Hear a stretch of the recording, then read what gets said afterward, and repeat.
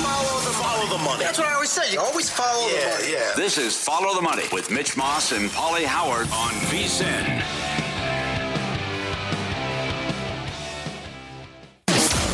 Great moments in history have begun with a question. To be or not to be, that is the question. What came first, the chicken or the egg? Was it over when the Germans bombed Pearl Harbor? And what kind of hair product does Mitch Moss use? But Follow the Money wants to know. Do you concur? Concur with what, sir? Do you concur? All right, we heard from Sal Pell earlier. Chance of rain, maybe late in the Super Bowl. Some models are calling for rain. Most say it's going to stay away from the Bay Area. We don't want rain on Sunday. Do you concur? So you are actually seeing that in some of the forecasts. Some models are calling for rain. Some models are. Yes. Why don't we want it? I can't concur until I know your reason why. Sloppy conditions, impact the game, key turnover. It was a weird situation in the Miami Super Bowl. While it was great for the Prince performance, it turned into a slop fest. Also, more on that in about 7 minutes. Okay. So I actually don't mind because I hate the idea of playing this game in a dome stadium every single year. Okay. I don't want that to happen. Are you okay with a Super Bowl at Lambeau? 1,000%. You're okay with that? Although, remember, there were so many anti-New York people. Oh, I know. When it was in New York. I wanted it to with dump the weather. 8 feet on that game. Okay. Now, so people are going to come back and say, clearly not enough hotels in the Green Bay area. That part I get. Like, the infrastructure is not there to probably host it at Green Bay. But if you want to put it in Kansas City, Denver, you want to put it in Soldier Field or the new one they're going to get, I'm fine. That doesn't bother me. Mm-hmm. I mean, it's the part that I don't want to happen, and this would be impossible, is that if we get rain and that impacts the game, so many people are going to piss and moan about it, and that part I don't want to hear. Props, low scoring, turnover. So that's why I don't want to see sloppy rain. Game. Don't want the weather to decide it. Mm-hmm. Fair. Well, we just went through this with a couple well-known media people that you can't play in the snow. I mean, you got to go neutral sites because it was quote unwatchable Sunday in the AFC title game. Can you imagine if we had to move these games to all neutral sites based on people not wanting to actually be affected by, there's going to be half an inch of snow, or I don't know. That really sucks. We'll never get another trade like the one we just had with the Cavs and the Clippers. By the way, Harden's playing tonight. I can't believe it. I can't find props on him yet. Both guys all-stars, but you traded a 36-year-old and went up and increased your odds. Better odds to win the title now and improved your team for a 26-year-old. Do you concur? I would like to say yes, but it's the NBA, so I have to say never say never. I can't concur on that. I mean, the Luka trade did happen a year ago, and the team that traded Luka away traded Anthony Davis today. Yeah, come on. That guy was just... his explanation. Luka's, gets hurt. No one gets hurt more than Anthony Davis. Okay. And he played 29 games for you. I can't concur because you have another question coming up here that ties into it, though, Pauly. Okay. And why I think we could see, but I don't want to spoil it here. Players have too much power in the NBA? Ding, ding, ding. Do you concur? 1,000% on that one as well. It goes back to Barkley's tirade. While I love the NBA, it's like you probably got women in every city. A lot of these guys are making 40. Yeah, they reach out to you in your DMs, no problem. They wait for you at the hotel room. You're right, trying to hit the lottery. You're making $40 million a year, yet you're upset and miserable. And when something doesn't go your way, you demand a trade. That's right. And you get your way every time, like James Harden did yet again. Yeah, that's why I have to say that we probably will see a trade like that again, is because the players have way too much power here. At least you got to honor your contract at least halfway through. Is what I'm saying. Is life, like you said, is life really that bad for you? I know. How much money has James Harden made? I'm not even want to look it up because I'm going to vomit. It's $300 million, probably more than that. That's what started this. Like the Clippers weren't going to extend him. He got wind of it, demands a trade. They knew his track record. He was going to shut it down. They were given no choice. And now they just blew up the season. Yep. So I can... Because he needs to get that extension that he wants. Cleveland allegedly promised him that. And he's 36 years old and his last chance to chase a nice contract. So think about what it is like for basketball players on the road, pretty much any sport, right? When you're going to be playing that many games and you go away on these 5-game trips, baseball, whatever. I talked to a UFC fighter who had, I don't want to say a cup of coffee because he was a champion. And on the air, he told me that he would put the girls that he would get with, he would label them by the state that they were from, because he didn't want his girlfriend to know, or his wife. I don't think he was married. I think it was girlfriend. Yeah. He didn't want his girlfriend to go through his phone and recognize, well, who's Amber? Who's Elizabeth? Whatever. It would just be. I read Vince Neil and Motley Crue did something like that. Yeah, it would be Yeah. Florida. That would be the name of the girl. It would Yeah. be, so when he was in a fight, going to a fight in Florida, or when he was fighting in California, that's what he would label the girl as in his phone. Yeah. And it was like pretty much all 50 states were represented. Good job. Good job all around. The old days aren't nearly as good as we think. Do you concur? See, come on. Okay. Wait, come on. Think about. But think about how good you have it, especially kids. Yeah, you had to walk to school in a blizzard. You had to get up to change the channel. Think about that. Everything's a click. The TV shows are so good. All the streaming, everything. You should be able to. You could smoke on an airplane. You could smoke in restaurants. Those are the good old days. Come on. Huh? I mean, think back the 70s and 80s and compare it today. Give me a break. Okay, so here's my leading example for this. You're going to get this every single Super Bowl week. Whoever is coming up and performing, people are going to bitch about it, right? You're never going to make everybody happy. Right. But the one Super Bowl show that people seem to remember in their brain, that it's the best of all time, and I love the guy. I've said this recently. My biggest regret was not going to see him play in Las Vegas when he had a residency. I went back and watched Prince's Super Bowl halftime show on Sunday. I'm here to tell you, despite exquisite guitar play, captivating, he was one of the Mount Rushmore. Yeah. You're going to tell me that Prince, with all of his hits, had a set list of, the intro was "We Will Rock You" into, okay, Let's Go Crazy, of course. He played Queen, We Will Rock You? It was a instrumental. Okay. Baby I'm a Star, Proud Mary into 1999, okay. Yeah. Then like 30 seconds, I think the way it felt, and All Along the Watchtower. Why would Prince play like 3 minutes of Best of You from Foo Fighters? So he gave us Let's Go Crazy, 1999, Purple Rain. Where's when the Doves Cry? Where's Red Corvette? Yeah. Where are all of his other hits? Well, you know what it is? It says he played Purple Rain and it rained. No, that was again, That's that was what it was. awesome. Yeah. But we have this in our brains like, oh my God, the Okay. Prince halftime show. This guy had hit after hit after hit. He gave us like 3 of his songs. Why'd you give us like 4 covers? Yeah. Oh, I couldn't believe how disappointing it was. Okay. With the set list is all I'm saying. I got you. So on that front, today's music is a sad state of affairs. Do you concur?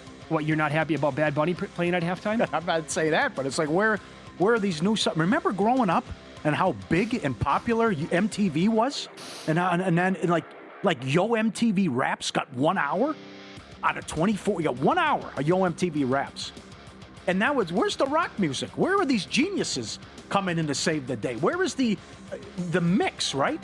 Where, like you can't even. It was a miracle they did a tribute to Ozzy Osbourne at the Grammys, And it was very good. It was excellent, and we're going to have Duff McKagan on the show, the bassist from Guns N' Roses, who's going to the game and a Seahawk fan. How about that? Friday. He's on the show on Friday. Yeah, but Slash was there too. But it's like you're just all you have is the Taylor Swift and then the hip hop, and it's like what happened to the other stuff? What happened? And where's the creativity and imagination and someone to come in and change the day? Well, I don't think he was a genius. Certainly, you had the Cobain scenario too. Okay, And how we changed I that. got to be honest, I can't concur with this either. You like today's No, music? here's the reason why. Look, I mean, we put ourselves out there a lot lately, and we admit that we sound like we're grumpy old men, and oh my God, do we sound like we're 100 years old or what? I promise you, this has been said in every generation going back for as long as music existed. I promise you that when my parents were getting older, they're like, oh, they don't make music like they did back in the 50s. I promise you that mid to late 80s, early 90s, people said, oh, 70s music was so good. You think so? And I promise you that once we got out of the grunge era, and it turned into like 2000, like Nickelback was all of a sudden popular. Whatever happened to 1990s music was starting. It's been like that forever. I mean, the 70s, the Doors, Led Zeppelin. I understand. The Fleetwood Mac. But I mean, think about the Who, what you had going on. I think it's a Pink never-ending Floyd! cycle. No? The Who played at the halftime show. Yeah. It's cringeworthy. Oh, stop it. How about this idea? In light of all the Miami of Ohio talk, I don't care. It's hard to win. If you win 30 games, you get an automatic bid into the tournament. I concur. You got me hook, line, and I sinker. don't care who you It's play. a great idea. It's hard to win. And it also takes away this crap with conference championship weeks where if you stub your toe, you're penalized and you don't get in. Right. And so, Paul, if it's hard to win, at the end of the year, wins should count for something, should they not? Yeah, you see, I mean, it is they're winning close games and finding a way to get it done every single time. But I really think that should be a rule. Honestly, because what are you going to knock them out and take a team that's 500 and went 4 games under 500 in league play? I mean, come on. They're again. We talked about this the other day. At the time they were minus 190 to make the tournament. How do we not 23-0? I know. Right? I mean, I know. All right. So what? Again, under this scenario, what has to happen for them to miss? They lose one regular season game and don't make the conference title. They're out. That seems absolutely ridiculous to me. And not for nothing, this won't count, but they're an exciting team. That's right. They're fun to watch. Score. Yeah, that'll tell you 23-0, but on the 11 line right now. Did you know that Bad Bunny won Performer of the Year? Like he's the whatever it is, like on Spotify and other spots to listen to music. He's been number 1 4 out of the last 6 years. I did not know that he's that popular. I know people loved him, but I did not know that successful. Up next, the latest on the NBA deadline, and look at tonight's card. I will give you a couple of players to look out for tonight. They have thrived since their teammate got injured, and numbers on that next here on VSiN.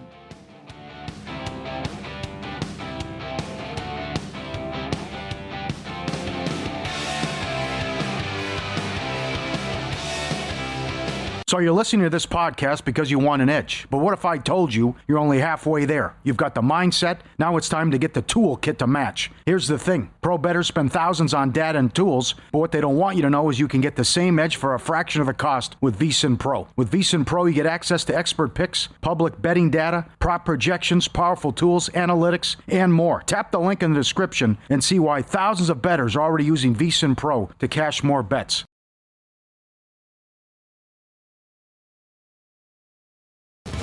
This is Follow the Money on VSiN.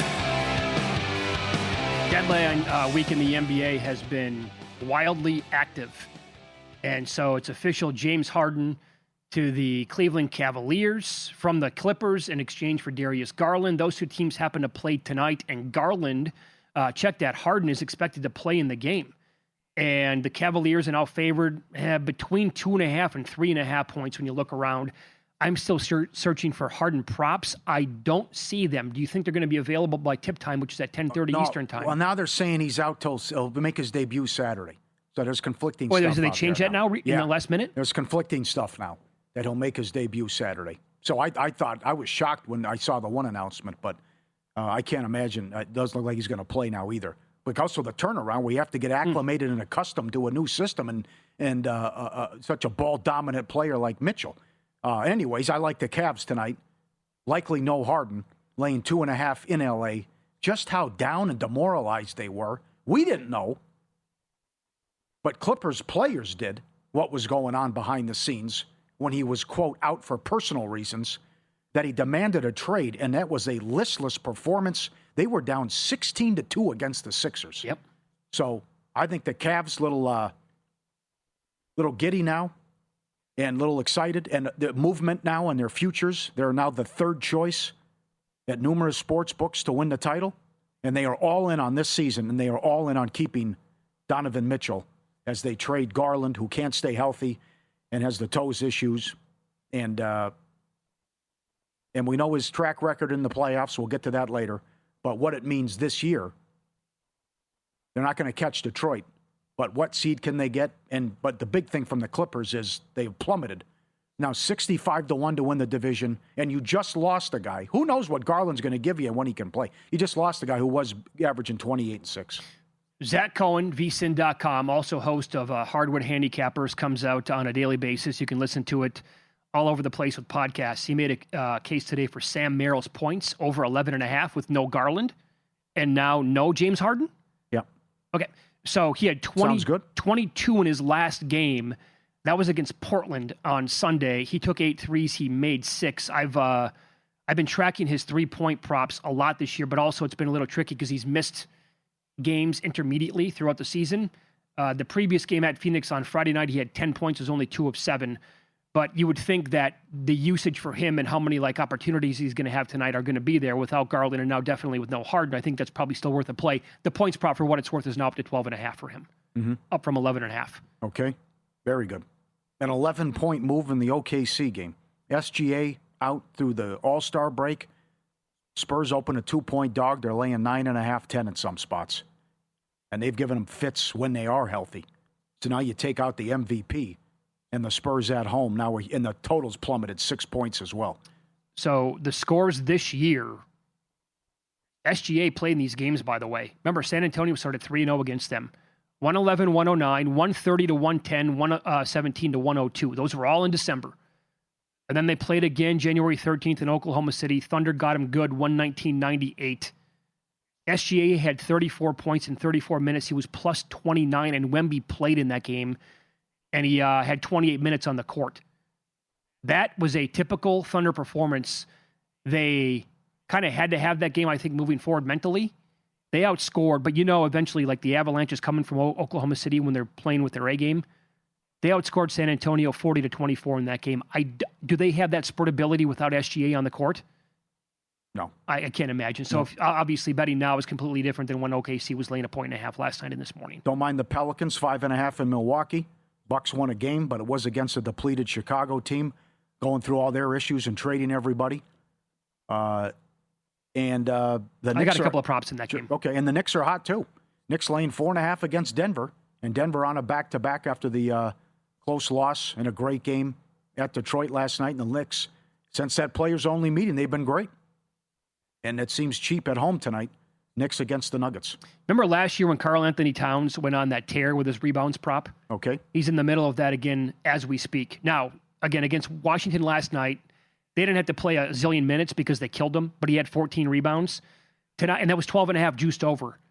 Now on a back-to-back and against Joker, but Joker played 33 minutes last night, and they battled back. They were getting buried against Detroit, battled back to make it a game. It's back down to 11.5 with not that bad a juice. I want to make the case for him because he's on a rebounding heater as we speak. But on a back-to-back, and then you go against a guy against Joker, I don't think it's worth a bet. Now, in that Bucks game you talked about, Sadiq Bey was on fire going back. But in his last game, he did not shoot well against Charlotte. That was a day game. Remember that.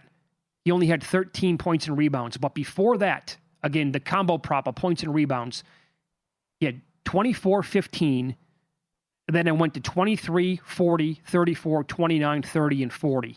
He was flying over tonight's number of 23.5 in 5 consecutive games.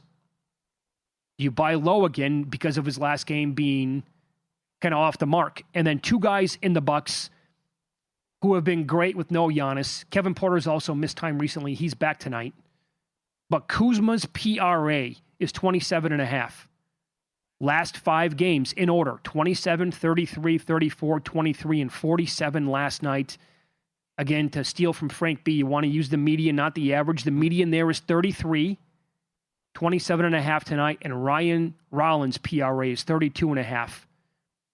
The last 4 games without Giannis, 36, 28, 38, and 38. So the median there is 37.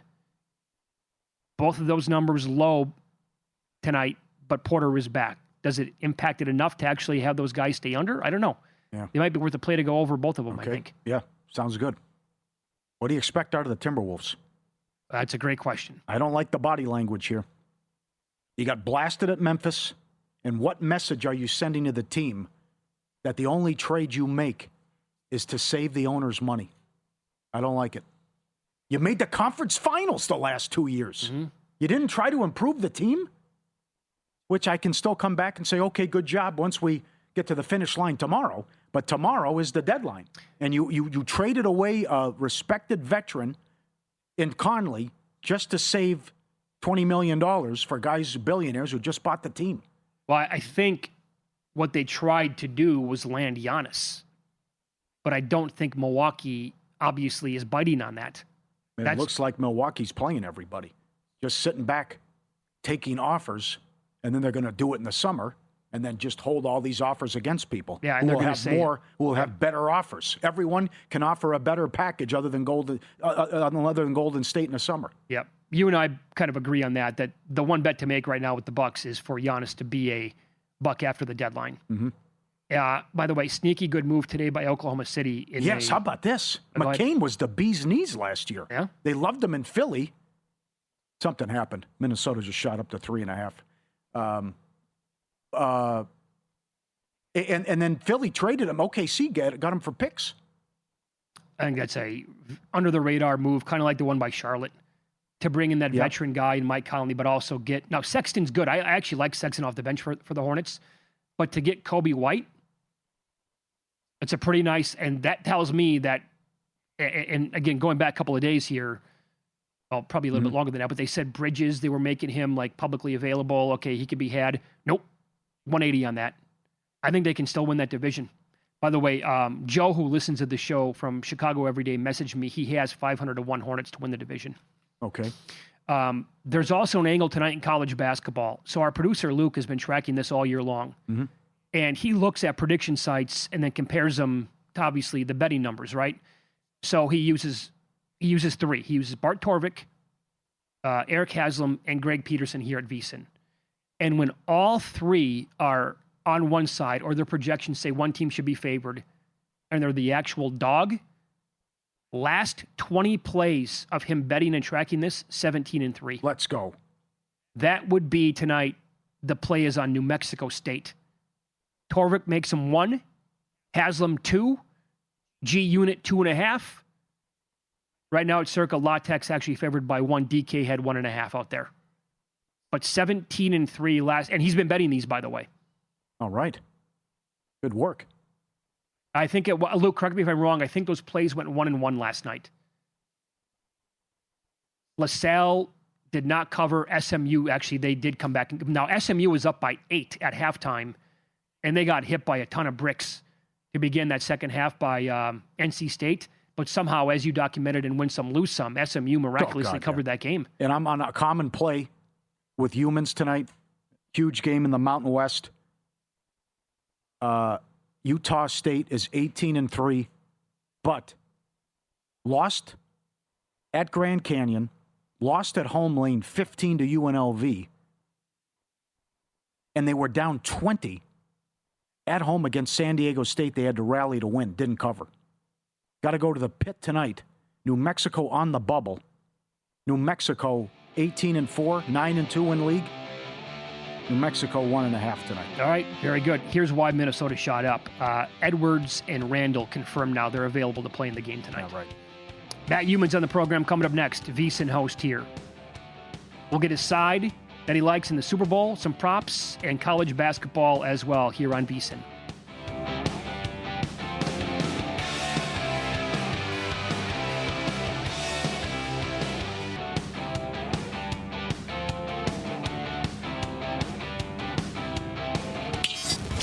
This is Follow the Money on VSiN.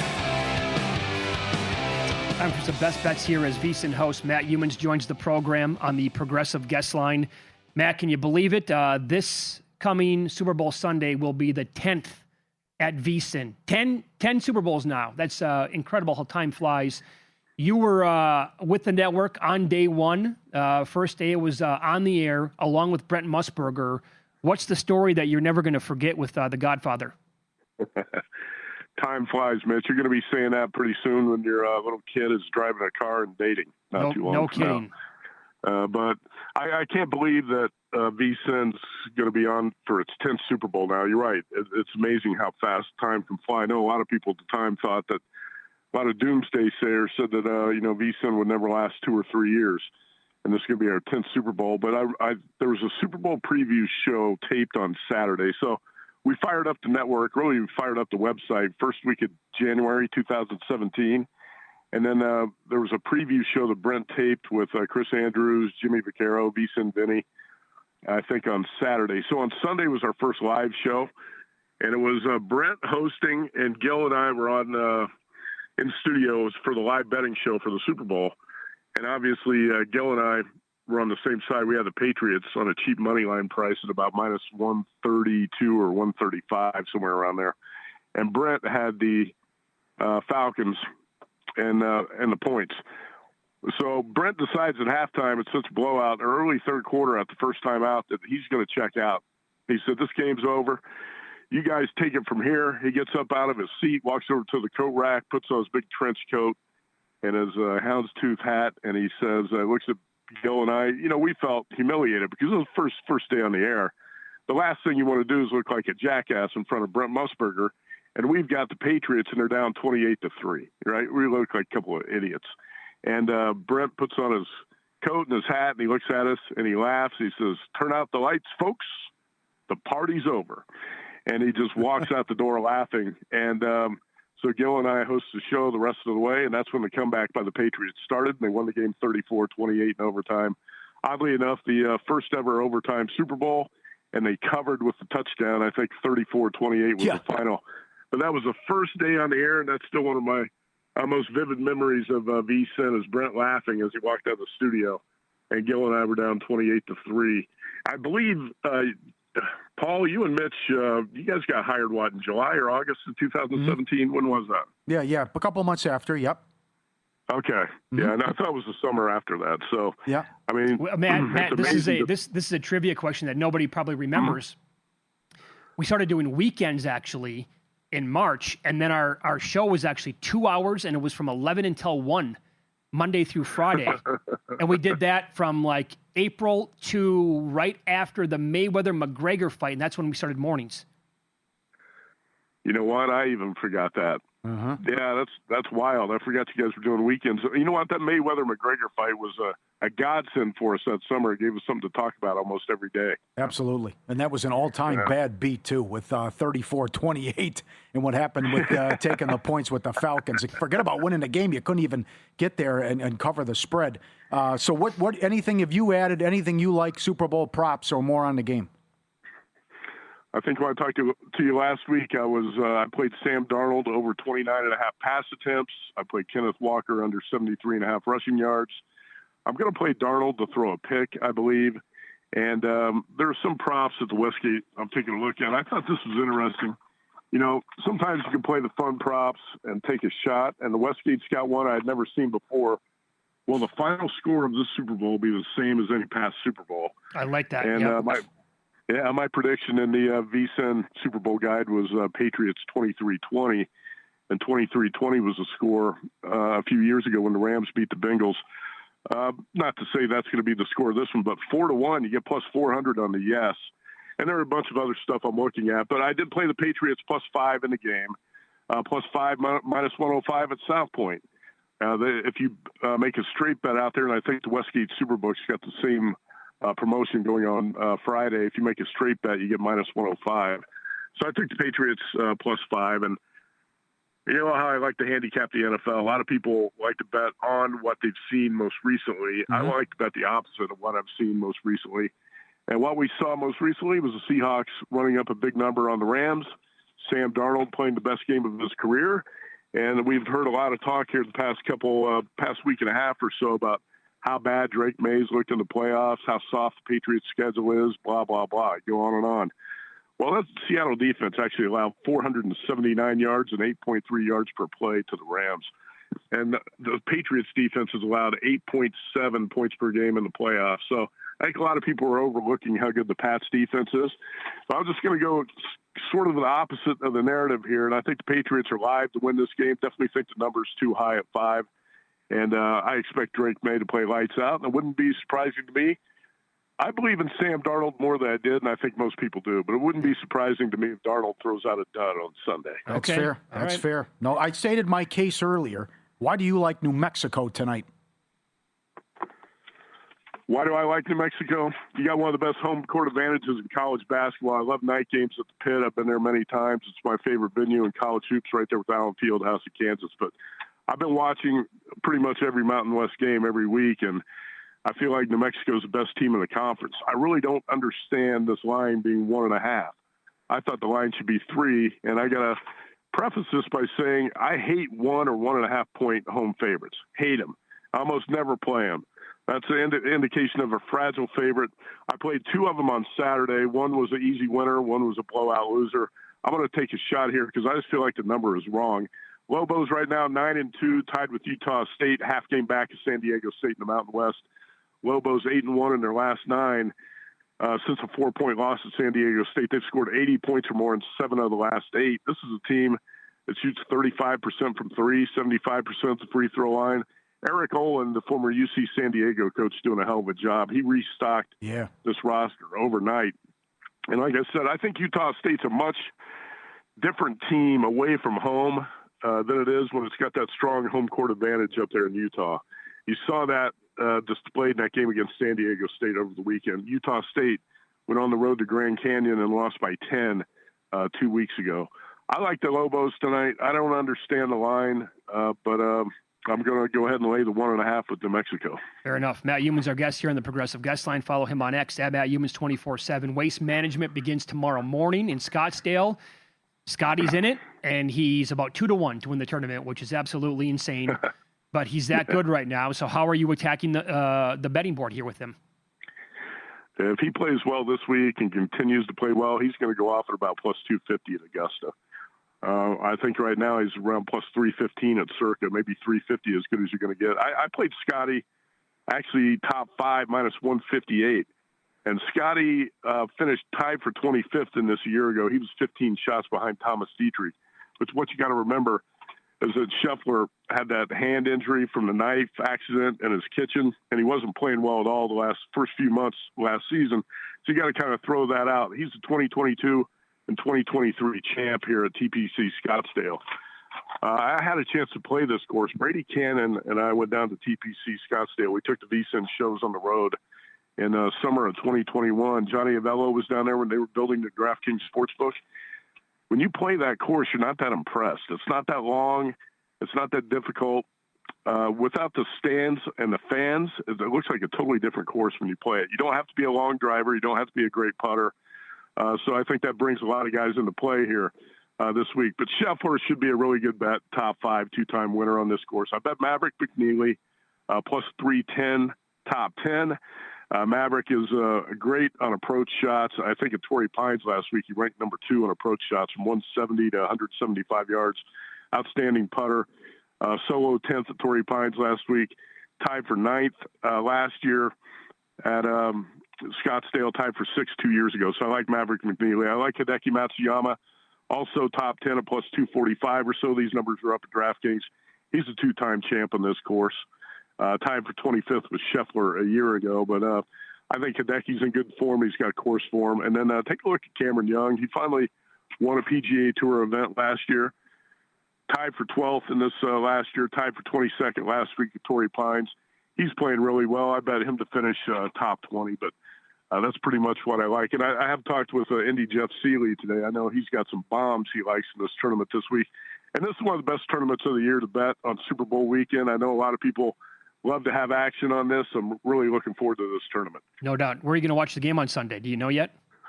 Don't know yet. Got Mike Palm in studio with me Friday night. I want to figure out what the layout is for the Circus Super Bowl parties. Obviously, there's a bunch of good parties all over town. I know the South Point's got a great one, Westgate. Where are you guys going to watch the game? Have you decided? Kind of like you, undecided at this point. Yeah. Got a bunch of friends coming into town, and they all ask, where should we watch the Super Bowl? I say, well, Circa would be ideal, but I really don't know the party set up yet at Circa. All right, Matt. Good luck tonight and this week. We appreciate it. Thanks. Thank you. Great story. By the way, we get asked that all the time. Guys, I'm going to be in town. Where should I go? You really can't go wrong. Like every spot that you go to in town is going to be really fun. In Pocket plays coming up next on Follow the Money. It's VSiN, the Sports Betting Network.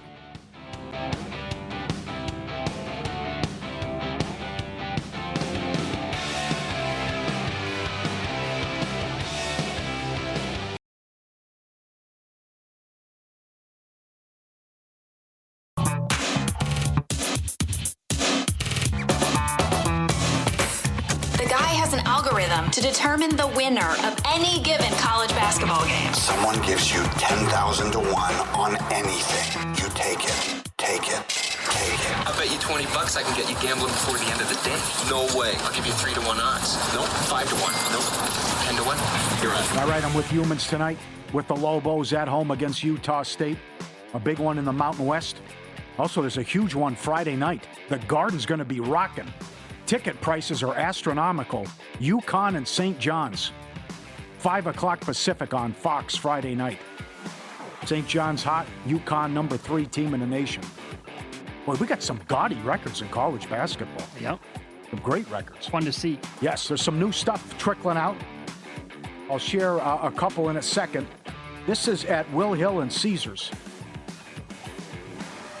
Any interception occur in the end zone, 9-1. And this is a new one. Mitch has mentioned that before. Any reception followed by a lateral, same play. Well, there'll be a hook and ladder. And the Bills were running that, as you said, several times in the playoffs, and also they did it in the Eagle game. That is 12-1. Why not? Found that interesting. A couple new ones there. Good luck, everyone. So the Summit League has 2 games tonight, one of which is St. Thomas, your neck of the woods. Yeah, well, no Denver, though. The Tommies are really good. They're 18-6. They play at South Dakota State. They're 11-12. Money coming in South Dakota State. Tommies are a pick'em.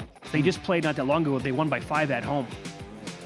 Okay. Is it telling us here that South Dakota here stayed the right side? Yeah. Denver plays tomorrow against North Dakota. I got to make sure I got to 18-2-1 overrun on the season. I don't think that's, well, maybe. I think the game you want to play the over is going to be on Saturday when they play North Dakota State. I have them reversed. Denver will play North Dakota on Saturday. That's the game I think you want to bet the over. Mm-hmm. Probably not tomorrow. Last night, did you track at all or watch the Suns-Blazers game? Another impressive win. Portland high scoring. Connor Gillespie, 30 and 10? Yeah, he had 8 threes. Wow. I think Grayson Allen had 4. So I think last night was a perfect example of a live betting opportunity on the Suns because Portland, Pauly, they hit 8 threes in the first quarter. Klingon hit 3 before you could blink. 3 Blazers players had 10 points in the first quarter. They were up by 20, and then it was 41-30 at the end of the first quarter. The Suns were like 4 or 5-1 to win the game outright.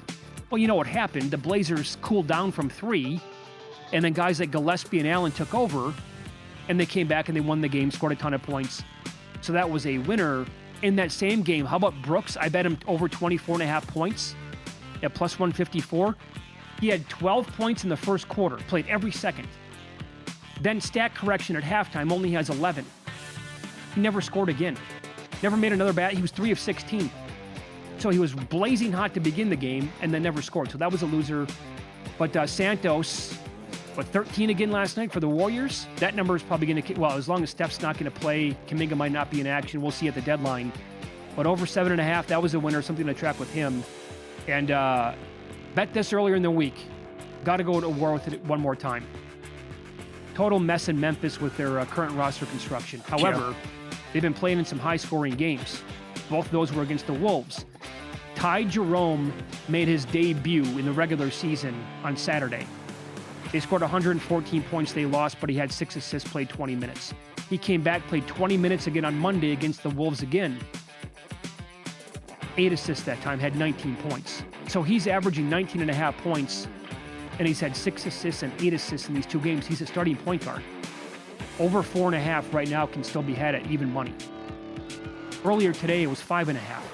So the market's not buying into it. I have to play it one more time now that it's come down over 4.5 at that price. Thanks to the tweet, James Harden's made $411 million.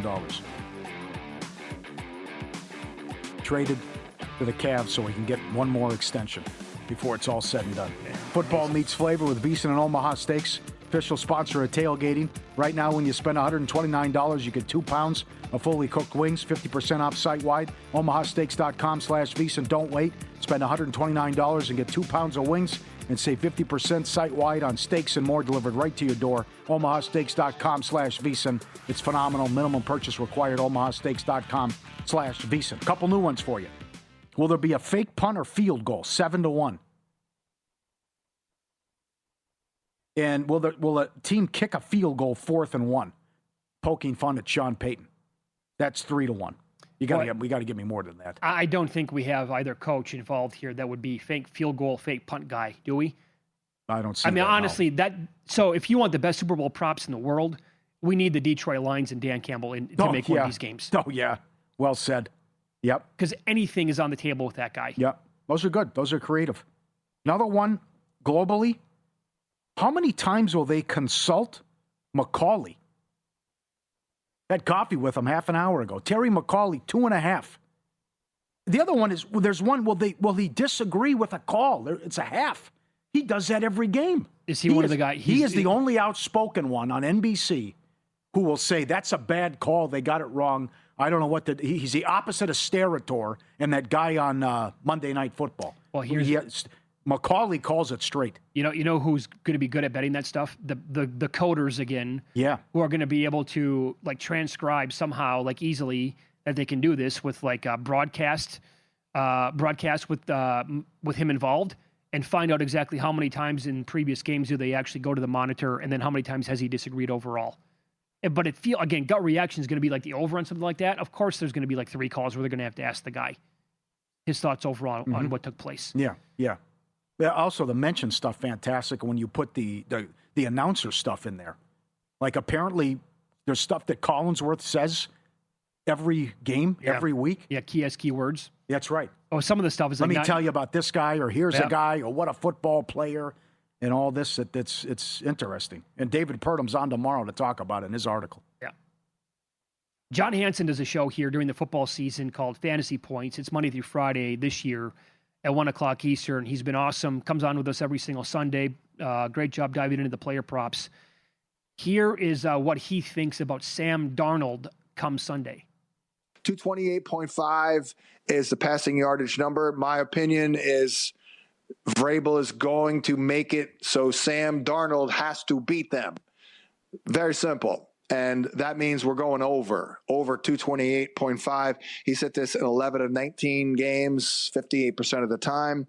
Now, granted, not lately, only one of his last 4, 25% of the time, but first 15 games of the year, I mean, it's a pretty big body of work. He hit it in 10 of the first 15. We're going to also, same concept and theory and thought process. I'm going to go over 1.5 touchdown passes at minus 118. He's gotten this in 9 of 19 games, 47% of the time.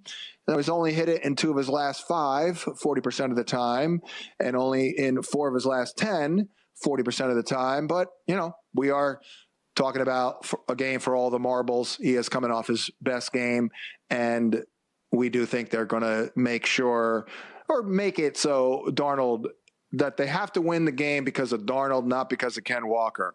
But of course, we're definitely going over 0.1 interceptions. He's hit this in 9 of 19 games, 47% of the time. Now, only once in his last 4, but it's for all the marbles. So we are going over there. All right, makes sense. Okay. Question mark? There's a lot of good matchups here, and one of them, can they contain JSN? And I know we played Vrabel earlier, Will Campbell against DeMarcus Lawrence, and a couple viewers have sent in some props thinking, hey, how about Lawrence first sack, first fumble recovery, all of it. Mm-hmm. As I know there's a write-up today, Campbell has given up pressure rates of 17.2, 12.1, and 15% the 3 postseason appearances. His average for the regular season was 11. That's also coming with plenty of help that the Patriots are giving him. So you went up against Khalil Mack and Anderson and Hunter and Benito, but he's had a rough go of it in the playoffs. And maybe that could decide with a big Lawrence play and a big play from the Seattle defense. Let me ask you this, Pauly. Based on his breakdown there, if that's how the game's going to play out, and so Walker's not doing much, they got to resort to Darnold more throwing with the arm. You can find as low as minus 117 for him to throw a pick. Yeah. Most turnovers in football this year. Minus 117 feels like it would be worth a bet. Yep. On the flip side, May is as high as, he's in the 140 range. How about a parlay of both guys to throw an INT? Sounds good. I feel like that's going to happen in this game. Yeah. May is going to be under a ton of pressure. Yeah, that's what the guru says. Okay. Both defenses are so good. And they're also like elite at stopping the other team's running game. So if they can't run the football, we're going to get passes here, and I would take my chances here of at least having one of those getting picked off. So many things can happen. That's it for us. Stay tuned. Primetime's next. You're going to get Matt Brown, Mike Somich, hardcore Super Bowl talk, best bets that they like on the game. Dustin's going to follow, cashing out live Radio Row in San Francisco, and you can wake up tomorrow early morning with Dave and Jensen, VSiN by the book, 7 a.m. Eastern. Go get him tonight. Best of luck.